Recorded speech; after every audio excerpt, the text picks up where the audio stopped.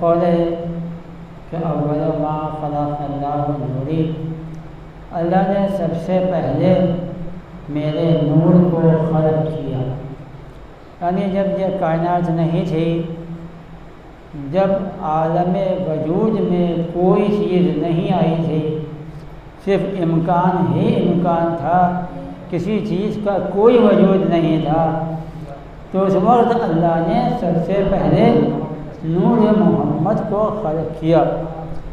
تو گویا یہ نور محمد اللہ کی سب سے پہلی تخلیق ہے، یہ نور محمد اللہ کی سب سے پہلی مخلوق ہے۔ دنیا میں چیزیں آپ بھی بناتے ہیں اور ہر انسان نئی نئی چیزیں بناتا ہے، تو پہلی تخلیق میں کچھ کسر رہ جاتی ہے، پہلی بننے والی چیز میں کچھ کمی رہ جاتی ہے۔ مثلا اگر آپ نے ایک قلم کا کارخانہ کھولا اور پہلا قلم بنایا، تو کسی نے کہا صاحب اس قلم میں یہ کمی رہ گئی، تو آپ نے کہا کہ ہاں یہ پہلی مرتبہ بنایا ہے، اس لیے اس میں یہ کمی رہ گئی ہے، دوبارہ جب بنائیں گے تو کمی نہیں رہے گی۔ اس کا مطلب یہ کہ انسان جب کوئی پہلی چیز بناتا ہے تو اس میں کسر رہتی ہے، کمی رہتی ہے، لیکن انسان کی تخلیق میں اور خالق انسان کی تخلیق میں بڑا فرق ہے۔ جب انسان کوئی چیز بناتا ہے پہلی مرتبہ تو اس میں کسر رہتی ہے، کمی رہتی ہے، لیکن خالق نے جو پہلی مرتبہ پہلی مخلوق بنائی ہے، پہلی تخلیق کی ہے، جو ذات محمد ہے، نور محمد ہے، نہ اس میں کوئی کمی ہے نہ اس میں کوئی کسر ہے، اس لیے کہ سبب تخلیق نور محمد یہ ہے کہ اللہ کو پہچانا جائے۔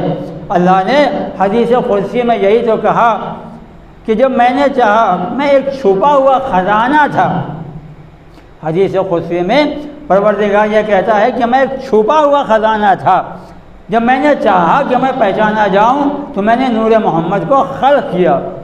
تو سبب تخلیق نور محمد یہ ہے کہ اللہ کی معرفت ہو جائے۔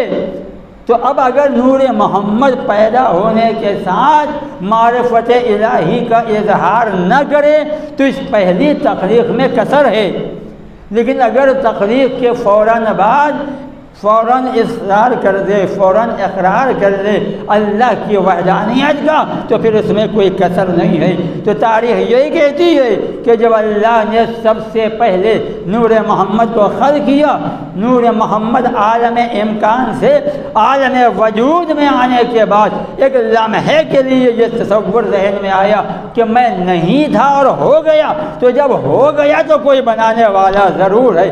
آتے ہی اپنے وجود میں سب سے پہلا کا نور محمد نے سجدہ پروردگار کیا، تو اللہ نے بھی فخر کیا کہ یہ میری پہلی تخلیق ہے مگر میں کامیاب ہو گیا، اس میں کوئی کسر نہیں ہے۔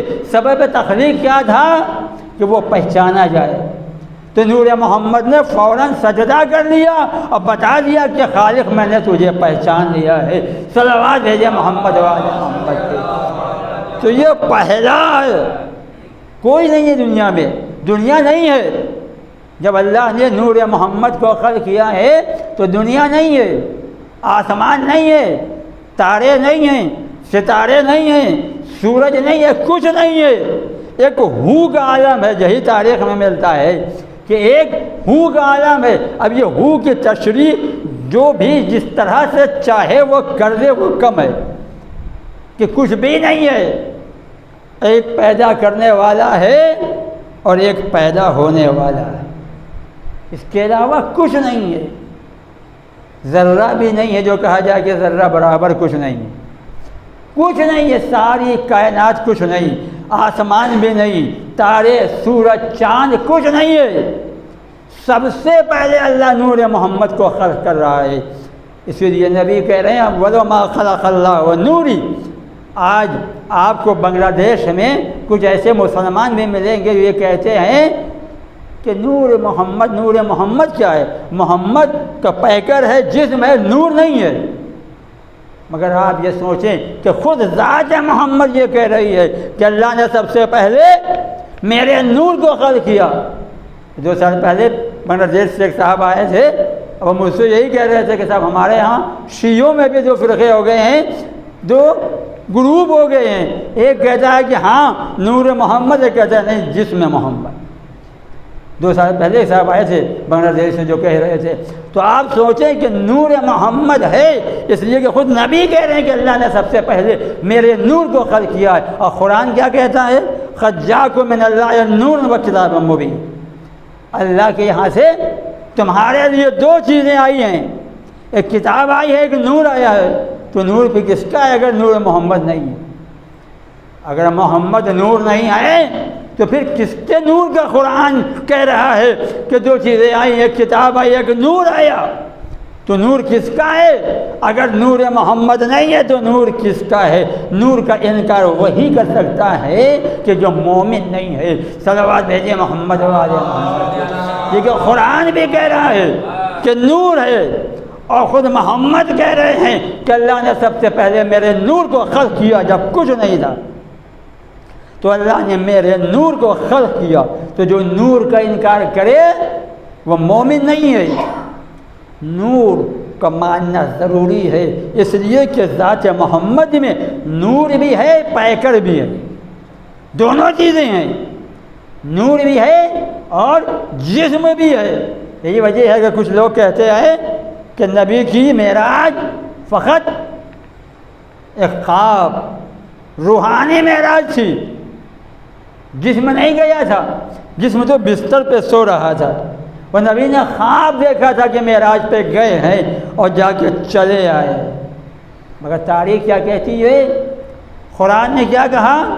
سبحان الذی اسری بعبدہ، وہی وہ پروردگار ہے کہ جو اپنے بندے کو لے گیا۔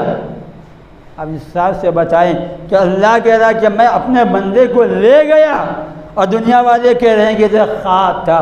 روحانی معراج ہوئی ہے، جسمانی معراج نہیں ہوئی ہے، جسم نہیں گیا ہے۔ تو میں نے آپ کے سامنے کسی مجلس میں عرض کیا کہ شاید یہی وجہ تھی کہ اللہ نے جب کوہ طور پہ اپنے گفتگو کے لیے جناب موسیٰ کو بلایا تو کہا موسیٰ یہ وادی مقدس سے جوتیاں اتار کے آؤ، یہاں پہ جوتیاں پہن کے نہیں آ سکتے، یہ وادی مقدس ہے۔ لیکن جب اپنے حبیب کو معراج پہ بلایا تو کہا میرے حبیب تم جوتیاں پہن کے آ جاؤ۔ اور تاریخ کہتی ہے کہ نبی جوتیوں کے ساتھ معراج پہ گئے۔ پالنے والے جب موسیٰ سے جوتیاں اتروا رہا ہے تو حبیب سے بھی جوتیاں اتروا دے کہ موسیٰ کے لیے کوئی بحث نہیں ہوگی، میرے حبیب کے معراج کے لیے بحث ہوگی کہ روحانی تھی کہ جسمانی تھی، روحانی تھی کہ جسمانی تھی۔ جب لوگ کسی دلیل سے نہیں سمجھیں گے تو اس وقت جوتیاں دکھا کے بتا دینا کہ یار روح جوتی پہنتی ہے کہ جسم جوتی پہنتا ہے۔ صلوات بھیجے محمد تو نور ہے، اللہ نے سب سے پہلے نور کو خلق کیا ہے، جسم کو نہیں۔ سب سے پہلے خلقت نور ہوئی ہے، اب وہ نور محمد ہے، اور پھر نور محمد کا یہ قول ہے۔ نبی کہہ رہے ہیں کہ اللہ نے میرے نور کو 2 حصوں میں تقسیم کیا، انا و علی من نور واحد۔ دیکھیے بات نور کی ہے کہ سب سے پہلے تخلیق ہے نور محمد، اور اس کے بعد 2 حصے میں بانٹ دیا، ایک کو محمد بنایا، ایک کو علی بنایا۔ لیکن جب دونوں ایک ہی نور کے حصے ہیں تو دونوں کو نبی بنا دیتا؟ کہا نہیں، ایک کو نبی بناؤں گا اور ایک کو وصی بناؤں گا۔ نبی افضل ہے یا وصی افضل ہے؟ دنیا کا ہر پڑھا لکھا انسان یہی کہے گا کہ نبی افضل ہے اور وصی کی منزل نبی کے بعد ہے۔ تو دونوں ایک ہی نور کے حصے ہیں، پالنے والے انصاف کا تقاضا تو یہی تھا کہ یا تو دونوں کو نبی بنا دیتا یا دونوں کو وصی بنا دیتا۔ جب ایک ہی نور کے 2 حصے ہیں تو ایک کو نبی اور ایک کو وصی بنا رہا ہے۔ آواز خدا آئے گی یہ منزل امتحان ہے، ہم نے ہر نبی اور اس کے وصی کو آزمائش کی منزل سے گزارا ہے۔ یہ منزل امتحان ہے کہ ایک ہی نور کے 2 حصے ہیں، مگر ایک کو نبی بناؤں گا ایک کو وصی بناؤں گا۔ تو کیا علی نے کوئی اعتراض کیا؟ تاریخ میں کہیں کوئی اعتراض ہے کہ علی نے کہا پالنے والے ایک ہی نور کے حصے ہیں، ایک کو نبی بنا رہا ہے ایک کو وصی بنا رہا ہے، یہ کون سا انصاف ہے؟ یا دونوں کو نبی بنا یا دونوں کو وصی بنا؟ کبھی نہیں کہا مولا علی نے۔ اللہ نے بنا دیا وصی، یہ وصی بن گئے، ان کو نبی بنا دیا وہ نبی بن گئے، آزمائش امتحان کی منزل ختم ہو گئی۔ پروردگار بتا رہا ہے کہ جو میرے خیر بندے ہوتے ہیں وہ میری منزل پر اعتراض نہیں کرتے، جو میں بنا دیتا ہوں وہ بن جایا کرتے ہیں، لیکن جو اپنے سے بننے کی کوشش کرتا ہے وہی اعتراض کرتا ہے۔ یہی وجہ ہے کہ آپ دیکھیے کہ جب اللہ نے حکم دیا آدم کے سجدے کے لیے تو کس نے اعتراض کیا؟ فرشتے اللہ کے بنائے ہوئے ہیں، ان کو مرتبہ اللہ نے دیا ہے، تو فرشتوں نے اعتراض نہیں کیا، حکم پروردگار پہ سجدے میں چلے گئے۔ اعتراض شیطان نے کیا ہے، مجھے آگ سے بنایا، اسے مٹی سے بنایا، آگ افضل ہے مٹی افضل ہے۔ اللہ کے سامنے میں نے کسی مجلس میں آپ کے سامنے عرض کیا تھا کہ اللہ کے سامنے تکرار کر رہا ہے، اللہ کے سامنے حجت کر رہا ہے، یعنی جسے منزلت اللہ دیتا ہے، جسے درجہ اللہ دیتا ہے وہ کبھی بحث نہیں کرتا، وہ اللہ کے سامنے کھڑا ہو کے تکرار نہیں کرتا۔ جو خود سے بننے کی کوشش کرتا ہے، جو خود سے آگے بڑھنے کی کوشش کرتا ہے، یعنی جو اپنے طور پہ بننا چاہتا ہے وہی تکرار کرتا ہے، وہی بحث کرتا ہے، تو اللہ اسے نکال دیتا ہے اپنی جگہ سے، اپنے یہاں سے کہ نکل جا، تو مجھ سے تکرار کرنے آیا ہے، تو مجھ سے بحث کرنے آیا ہے۔ اسلام اس کا نام نہیں ہے کہ منزل شریعت میں تکرار کی جائے، بحث کی جائے۔ جس کو اللہ نے حرام کہہ دیا اسے حرام ماننا ہے، جسے اللہ نے حلال کہہ دیا اسے حلال ماننا ہے۔ یہاں تکرار کی بات نہیں ہے، جو تکرار کرے گا وہ شیطانی ہوگا، جو تکرار نہ کرے وہ رحمان کا ماننے والا ہے۔ صلوات بھیجے محمد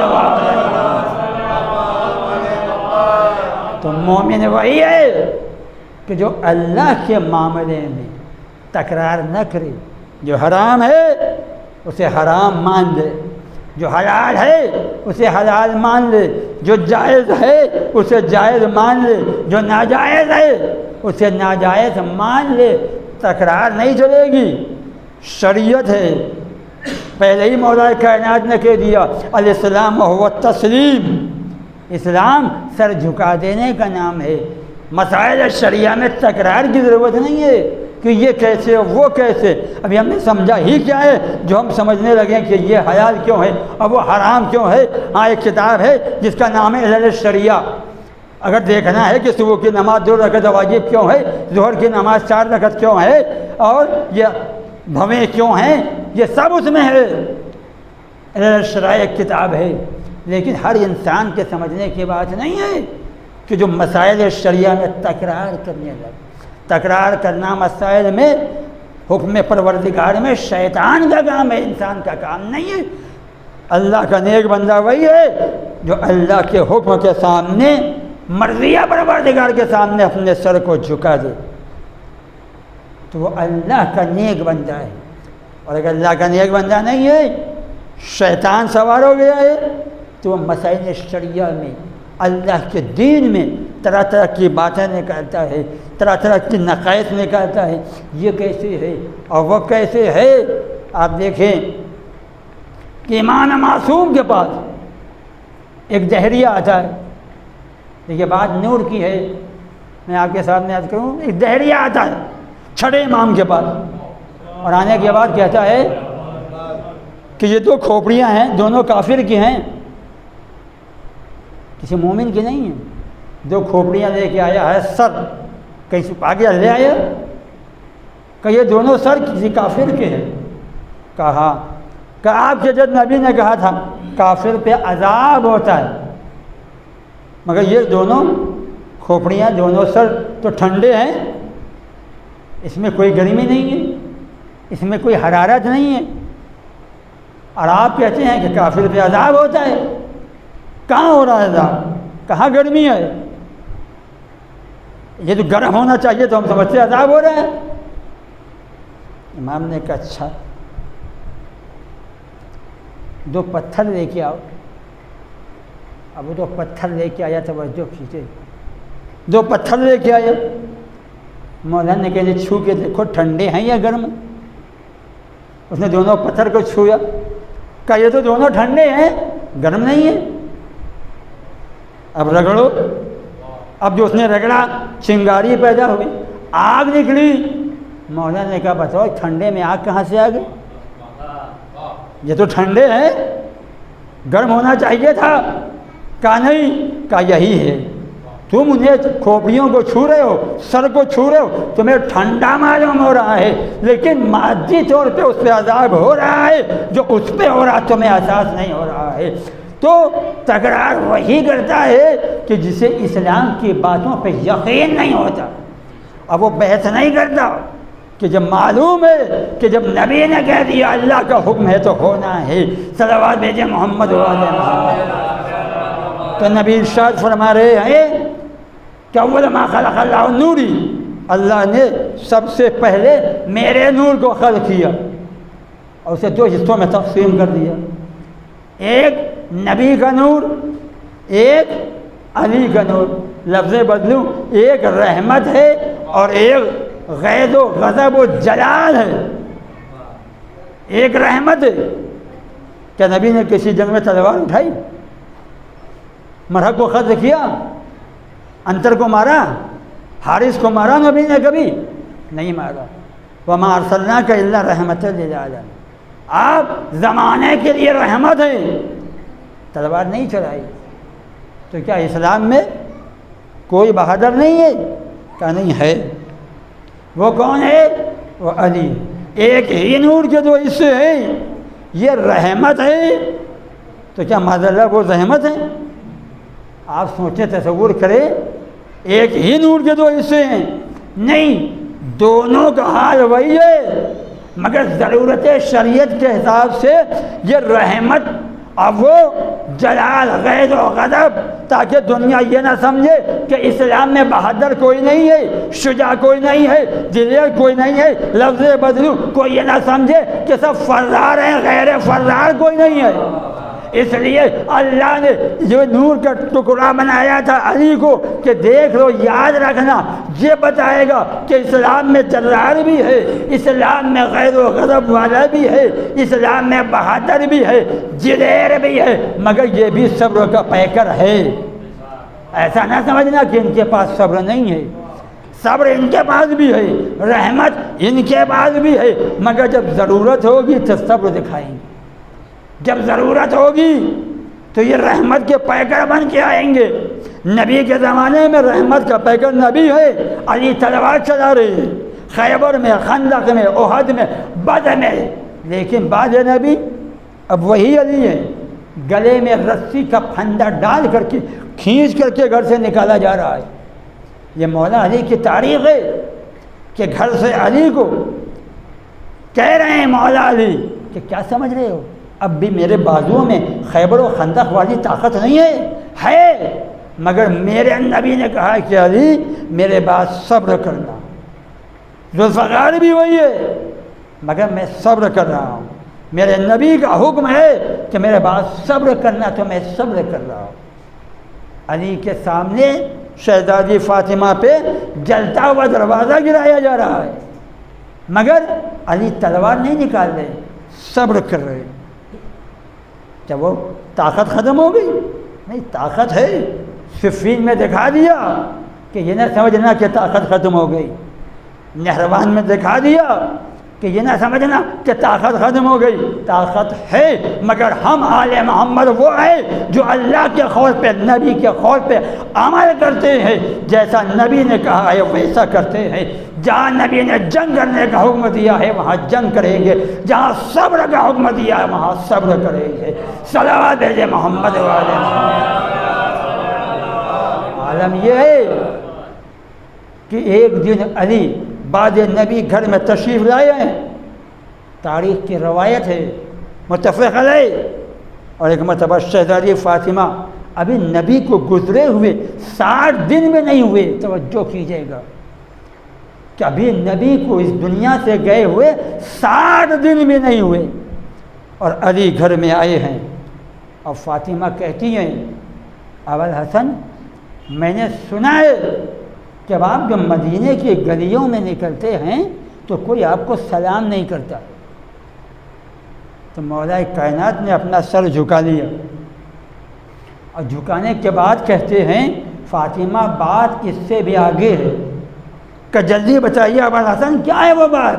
کہ وہ یہ ہے کہ اگر میں کسی کو سلام کرتا ہوں تو وہ جواب نہیں دیتا۔ اب آپ سوچیے کہ نبی کے زمانے میں وہ علی کہ جس کے لیے نبی نے ارشاد فرمایا اے علی تیری محبت ایمان ہے اور تقویٰ ہے، اور تیرا بغض کفر ہے، نفاق ہے، کیسا دنیا علی سے پھر گئی ہے، کیسا دنیا نے علی کو چھوڑ دیا ہے کہ علی کو سلام نہیں کر رہے، علی کے سلام کا جواب نہیں دے رہے، یہ کیا ہے؟ مگر علی صبر کر رہے۔ نبی نے کہا ہے علی میرے بعد صبر کرنا، تو علی صبر کر رہے، تلوار نکال کے میدان میں آ جائیں۔ ایک شخص آیا اور آنے کے بعد کہتا ہے یا علی آپ کی قوت ختم ہو گئی؟ توجہ کیجیے گا، علی آپ کی طاقت ختم ہو گئی؟ کہا کیوں؟ کہا اس لیے کہ آپ کا حق چھین لیا گیا، تلوار نکالیے میدان میں آئیے اپنا حق لے لیجیے۔ کہا کیا لے لوں؟ کہا حکومت آپ کا حق ہے، جنگ کیجیے، تلوار چلائیے، لے لیجیے، اپنا حق چھین لیجیے تلوار چلا کر کے۔ کہا تو نہیں سمجھتا جو میں جانتا ہوں، منزل آئے گی میں بتا دوں گا۔ دربار میں ایک مسئلہ آ گیا۔ مسئلہ کیا ہے؟ ایک بچہ ہے اور دعوے دار عورتیں دو ہیں، یہ بھی کہہ رہی ہے یہ میرا بچہ ہے، وہ بھی کہہ رہی ہے میرا بیٹا۔ ایک بچہ ہے، توجہ کیجیے گا، ایک بچہ ہے اور دو عورتیں ہیں جو کہہ رہی ہیں، یہ بھی کہہ رہی ہے میرا بیٹا، وہ بھی کہہ رہی میرا بچہ ہے۔ وہ پریشان ہو گئے، کہاں سے فیصلہ کریں؟ کہ یہ ہو سکتا ہے کہ بچہ ایک ہو ماں دو ہو جائیں، کچھ نہیں، جاؤ ہٹاؤ لے جاؤ یہاں سے۔ فیصلہ کون کرے؟ کہ اچھا تو پھر علی کو بلاؤ، اب ان کے علاوہ تو کوئی فیصلہ کر نہیں سکتا۔ اب آئے مولا کائنات، اس شخص نے کیا کہا تھا؟ علی تلوار لے کے نکلیے، اپنا حق چھین لیجیے، کیوں آپ خاموش بیٹھے ہیں؟ اب آپ یہ مسئلہ دیکھیں، بلایا گیا علی کو، علی نے کہا ٹھیک چلو، لے کے باہر آئے، اپنے بیت الشرف کے قریب پہنچے، پہلی عورت سے پوچھا کس کا بچہ ہے؟ کہا میرا۔ دوسری سے پوچھا کس کا بچہ ہے؟ کہا میرا۔ کہا دیکھو فیصلہ کر دوں کس کا بچہ ہے؟ کہاں کر دیجیے فیصلہ؟ کہا پھر پوچھ رہا ہوں کس کا بچہ ہے؟ جو اصلی ماں ہے وہ بتا دے۔ اس نے بھی کہا میرا، اس نے بھی کہا میرا۔ مولا علی کہتا ہے خنبر تلوار لے کے آؤ۔ خنبر تلوار لے کے آئے، کہا خنبر اس بچے کو 20 سے کاٹ کے برابر، آدھا اس کو دے دو آدھا اس کو دے دو۔ اب معلوم ہے کیا ہوا؟ جو اصلی ماں تھی اس نے کہا مولا یہ بچہ اسی کو دے دیجیے، کم سے کم میرا بچہ مرے گا تو نہیں، اسی کے پاس رہے مگر زندہ تو رہے گا۔ مولا نے پلٹ کے کہہ دیا دیکھ لیا نا، چیز باقی رہے گی، یہ اصلی ماں ہے، یہ اصلی وارث ہے، لہذا اس کے دل میں درد ہے۔ تم مجھ سے کہہ رہے تھے کہ علی تلوار لے کے نکلیے، حملہ کیجیے، جنگ کیجیے، اپنا حق چھین لیجیے۔ دنیا یہی کہتی علی نے حکومت کے لیے تلوار چلائی، علی نے سلطنت کے لیے تلوار چلائی، اسلام کے ٹکڑے ٹکڑے ہو جاتے۔ میں یہی چاہتا ہوں ارے دوسرے کے پاس رہے مگر باقی تو رہے گا اسلام۔ صلوات بھیجے محمد والے۔ ایک فیصلے سے علی نے 2 فیصلے کر دیے کہ دنیا سمجھے کہ اگر علی اس وقت تلوار لے کے آ جاتے اسلام کے ٹکڑے ٹکڑے ہو جاتے، اسلام برباد ہو جاتا۔ مورخین یہی لکھتے کہ علی نے جنگ کی اپنی حکومت بنانے کے لیے، علی نے جنگ کی اپنی سلطنت کو قائم کرنے کے لیے۔ علی حکومت نہیں چاہتے، علی سلطنت نہیں چاہتے، علی کو دین چاہیے، صحیح دین، سچا اسلام باقی رہے قیامت تک۔ علی جانتے ہیں کہ معاملہ پلٹ کے آئے گا میرے پاس، ابھی ادھر ادھر گھمائی جا رہی ہے گاڑی اور آئے گی آخر میں میرے ہی دروازے پہ۔ اور جب 4تھی منزل پہ علی کے پاس لوگ آئے تو تاریخ ہے کہ مولا نے کہا جاؤ، جہاں جاتے تھے وہاں جاؤ، ہمیں تمہاری ضرورت نہیں ہے۔ تو سب نے ایک زبان ہو کے کہا یا علی آپ کو ہماری ضرورت نہیں ہے، ہم کو آپ کی ضرورت ہے۔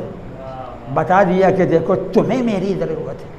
کربلا کے میدان میں امام حسین کیوں آئے تھے؟ اسی لیے آئے تھے، یہی بتانے آئے تھے کہ اسلام تباہ ہو رہا ہے، اسلام مٹ رہا ہے۔ کربلا کے بعد سے 2 کردار ابھرے، 2 کیریکٹر ابھرے ہیں۔ ایک یزیدی کیریکٹر ہے جو اسلام کو تباہ کرنا چاہتا ہے، جو اسلام کو برباد کرنا چاہتا ہے، جو اسلام کو مٹانا چاہتا ہے مسلمان ہو کر کے۔ توجہ کیجیے گا، ایک یزیدی کیریکٹر ہے جو اسلام کو برباد کر رہا ہے مسلمان ہو کر کے، ایک حسینی کیریکٹر ہے جو اسلام کو سرسبز و شاداب کر رہا ہے۔ اب یہ دنیا والے سمجھے کہ حسینی بننا ہے یا یزیدی بننا ہے، مگر جو بننا ہوگا وہ کردار بنانا پڑے گا۔ فقط زبان سے نہیں ہوتا کہ ہم حسینی ہیں، کردار ہونا چاہیے۔ وہ کردار بتائے گا کہ حسینی ہے کہ یزیدی ہے، عمل بتائے گا کہ حسینی ہے کہ یزیدی ہے۔ کبھی کبھی انسان اپنے کو حسینی کہتا ہے اور عمل یزیدوں والا ہو جاتا ہے۔ ایسا اسلام نہیں چاہیے۔ جب ہم کہہ رہے ہیں کہ ہم حسینی ہیں تو ہمارا ہر فعل حسینی والا ہونا چاہیے، ہم حسینی ہیں تو ہمارا ہر عمل حسینی ہونا چاہیے۔ یزیدی کردار ہمارے اندر نہیں ہونا چاہیے کہ منافقت بھی کر رہے ہیں اور ہم حسینی ہیں، غیبت بھی کر رہے ہیں اور ہم حسینی ہیں، جھوٹ بھی بول رہے ہیں اور ہم حسینی ہیں، یتیم کا حق بھی کھا رہے ہیں اور ہم حسینی ہیں، خمس نہیں نکال رہے ہیں ہم حسینی ہیں، زکوٰۃ نہیں دے رہے ہیں ہم حسینی ہیں، نماز نہیں پڑھ رہے ہیں ہم حسینی ہیں۔ یہ کیسا حسینی ہے؟ ہونا یہ چاہیے کہ جب ہم حسینی ہیں تو کردار بھی حسینی ہو۔ حسینی اور یزیدی کردار کیا ہے؟ حسین کا خیمہ لوٹ رہے ہیں، حسین کا خیمہ لوٹ رہے ہیں، حسین کا خیمہ جلا رہے ہیں، حسین کا اسباب لوٹ رہے ہیں، حسین کا مال لوٹ رہے ہیں۔ حسین کون ہے؟ امام۔ امام کا حق چھین رہا ہے، یہ یزیدی کردار ہے۔ اب اگر کوئی خمس نہ نکالے تو وہ بھی تو امام کا حق چھین رہا ہے، کیا نہیں چھین رہا ہے؟ جو خمس نہیں نکال رہا ہے، خمس کیا ہے؟ مال کے 5ویں حصے کا نام خمس ہے۔ 2 حصے ہوتے ہیں خمس کے، ایک حق کے امام ہے، تو جس نے حسین کا خیمہ جلایا، حسین کو لوٹا، وہ یزیدی ہے۔ جو حسین کا حق نہ ادا کرے، جو امام زمانہ کا حق نہ ادا کرے، وہ کیا ہوگا؟ جو خمس نہیں نکال رہا ہے وہ امام کا حق نہیں ادا کر رہا ہے، اور جو امام کا حق نہ ادا کرے اس کا وہی کریکٹر ہے جو یزیدیوں کا تھا۔ صلوات بھیجیں محمد والے۔ تو جب ہم کہہ رہے ہیں کہ ہم حسینی ہے تو ہمارا کریکٹر بھی حسینی ہونا چاہیے۔ خمس واجب ہے تو خمس ہر شخص کو نکالنا چاہیے۔ 5 روپیہ بھی اگر جیب میں ہے تو اس میں خمس نکلے گا۔ یہ سوچنے کی ضرورت نہیں ہے کہ ہمارے پاس 5 روپیہ کیا خمس نکالا ہے، نہیں۔ آج 5 روپیہ نکالو گے تو 500 پہ خمس نکالو۔ جب خمس نکالو گے تو اللہ برکت دے گا، نہیں نکالیے گا تو اللہ اور ضلالت میں ڈھکیل دے گا۔ جو خمس نہیں نکال رہا ہے اس کا کریکٹر یزیدی ہے، وہ امام کا حق کھا رہا ہے۔ دیکھیے یہ مسائل شریعہ ہیں، ان پر جو عمل نہ کرے وہ نہ کہے کہ ہم حسینی ہیں، اس لیے کہ جب ہم حسینی ہیں تو مکمل طور پہ ہمیں حسین کا کریکٹر دیکھنا ہے۔ اسلام کو بچانے آئے ہیں امام حسین کربلا کے میدان میں، انسانیت کو بچانے آئے ہیں۔ تو انسانیت کیا ہے؟ شرافت کیا ہے؟ دیداری۔ اگر دیداری ہے تو حسینیت ہے۔ کربلا کے میدان میں ابھی کربلا پہنچے نہیں ہیں، راہ میں امام حسین خواب دیکھتے ہیں، اور جب خواب سے بیدار ہوئے تو امام نے نعرہ بلند کیا، اللہ اکبر۔ علی اکبر قریب آئے۔ علی اکبر کون؟ شبیہ ہے پیغمبر، کہ جنہیں دیکھ کر کے خود امام حسین کہتے تھے کہ جب مجھے اپنے نانا کی زیارت کرنا ہوتا تھا تو میں علی اکبر کا چہرہ دیکھتا تھا۔ ایک مرتبہ امام حسین نے اللہ اکبر کہا، خواب سے بیدار ہو کر کے علی اکبر قریب آتے ہیں، کرنے کے بعد کہتے ہیں بابا آپ نے ابھی نعرہ تکبیر بلند کیا، اس کا سبب کیا ہے؟ کہ بیٹا میں نے ابھی خواب دیکھا ہے، اور وہ خواب یہ کہ ہم نے دیکھا کہ ہم لوگ آگے بڑھ رہے ہیں اور کچھ لوگ سامنے سے آ رہے ہیں، اور جو یہ کہہ رہے ہیں کہ یہ لوگ موت کے منہ میں جا رہے ہیں۔ ایک مرتبہ جناب علی اکبر کہتے ہیں، دیکھیے یہ ہے خاندان رسالت کا زوال۔ جناب علی اکبر کہتے ہیں بابا ہم حق پہ ہیں یا نہیں؟ امام حسین نے کہا بے شک میرے لال ہم حق پہ ہیں۔ کہ بابا جب ہم حق پہ آئے تو ہمیں اس کی پرواہ نہیں ہے کہ ہم موت کے منہ میں جائیں یا موت ہم پہ آ جائے۔ یہ ہے خاندان رسالت، یہ ہے علی اکبر۔ ابھی کربلا نہیں پہنچی مگر عزم یہ ہے، استقلال یہ ہے، حوصلہ یہ ہے۔ اور جب کربلا پہنچی ہے تو یہی عالم ہے کہ ہر حسینی، ہر امام حسین کا صحابی دوسرے سے پہلے شہادت کے منزل پہ پہنچنا چاہتا ہے۔ ہم پہلے شہید ہو جائیں، ہم اپنی جان پہلے نثار کریں۔